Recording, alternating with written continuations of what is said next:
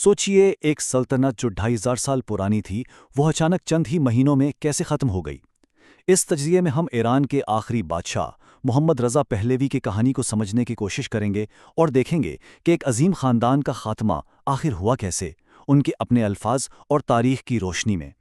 और ये कहानी सुनाने वाले कोई और नहीं, खुद शाह थे। वो एक ऐसी बादशाहत के जवाल के गवाह थे जिसे कभी ना ख़त्म होने वाला समझा जाता था। तो ये सिर्फ तारीख नहीं है, ये एक बादशाह की अपनी ज़ुबानी, उसकी आप बीती है।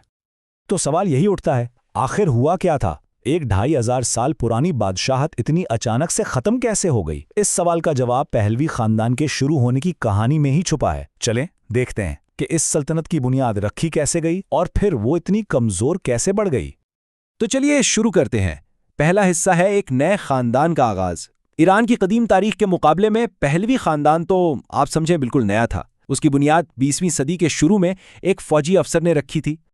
ज़रा इन वाक़यात की रफ्तार देखें। सिर्फ 16 साल के अंदर रज़ा खान ने बगावत करके इक़्तिदार हासिल किया और ख़ुद को शाह बना लिया। लेकिन फिर आलमी जंग का प्रेशर इतना बढ़ा कि उन्हें अपने बेटे के हक़ में गद्दी छोड़नी पड़ी। मतलब ये ख़ानदान इक़्तिदार में आया तो बड़ी तेज़ी से था, लेकिन इसकी बुनियादें शुरू से ही कह लें कि थोड़ी हिली हुई थी। अब आते हैं दूसरे हिस्से पर, सफ़ेद इनकलाब का वादा। तख्त संभालने के बाद मोहम्मद रज़ा शाह ने एक मॉडर्न ईरान का विजन पेश किया। उनका प्लान था ईरान को एक आलमी ताकत बनाना। इस प्लान को वाइट रेवोल्यूशन या सफ़ेद इनकलाब का नाम दिया गया। और सफ़ेद क्यों?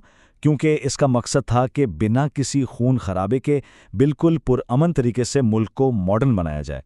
मतलब तरक्की का एक ऐसा रास्ता जहां तशद्दुद की कोई जगह ना हो। और ये इस्लाहात यानी रिफॉर्म्स सिर्फ ऊपर ऊपर नहीं थीं, बल्कि ईरानी सोसाइटी की बिल्कुल जड़ों तक जा रही थीं। सदियों पुराना ज़मींदारी निज़ाम ख़त्म किया गया, ख़वातीन को वोट का हक़ मिला और मुल्क के कोने कोने तक तालीम पहुंचाने का मिशन शुरू हुआ। तो ये सिर्फ पॉलिसियां नहीं थीं, ये एक पूरे नए मुआशरे को बनाने का वादा था। अब हम पहुंचते हैं तीसरे हिस्से पर, तज़ादात की सल्तनत। देखें, ये जो मॉडर्न बनाने की तेज़ रफ्तार कोशिश थी ना, उसने ईरानी सोसाइटी में एक गहरी लकीर खींच दी। हर एक्शन का एक रिएक्शन तो होता ही है, और यहाँ भी बिल्कुल वैसा ही हुआ। यहाँ पर जो फ़र्क है वो बिल्कुल साफ नज़र आता है।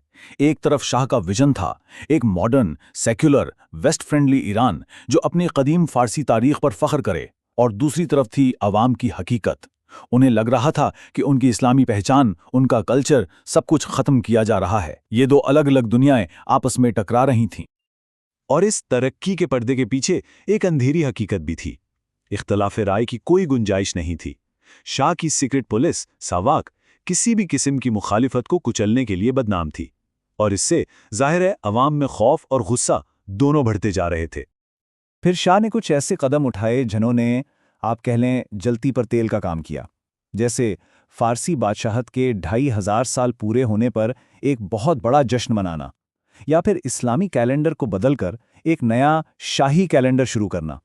अब ये चीज़ें शाह के लिए तो कौमी फ़ख्र की बात थीं, लेकिन मजहबी तबके और आम लोगों के लिए ये उनकी इस्लामिक पहचान पर सीधा सीधा हमला था।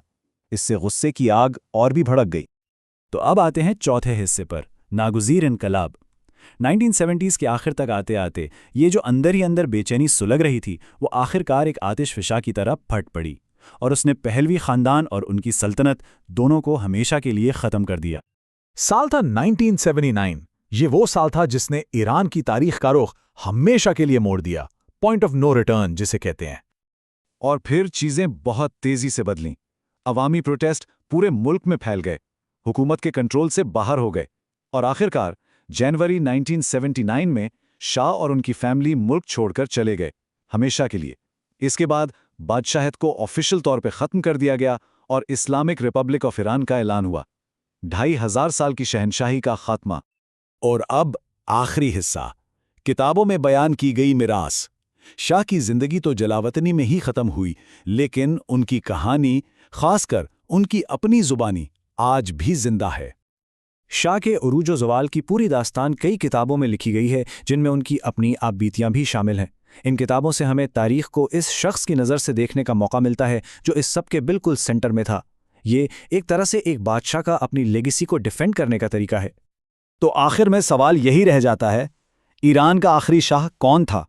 ایک ویژنری ماڈرنائزر جس نے اپنے ملک کو شاید کچھ زیادہ ہی تیزی سے آگے بڑھا دیا، یا پھر ایک ایسا ڈکٹیٹر جو اپنے لوگوں کی نبض سمجھ ہی نہیں پایا؟ ان کی کہانی، جیسا کہ تاریخ بتاتی ہے اور جیسا کہ انہوں نے خود بیان کی، ہمیں ایک ایسی پیچیدہ میراث دے کر جاتی ہے جس پر آج بھی بحث جاری ہے۔ اور یہ کہانی ہمیں یہ بھی یاد دلاتی ہے کہ ترقی اور روایت کے درمیان بیلنس رکھنا کتنا ضروری اور کتنا نازک کام ہے۔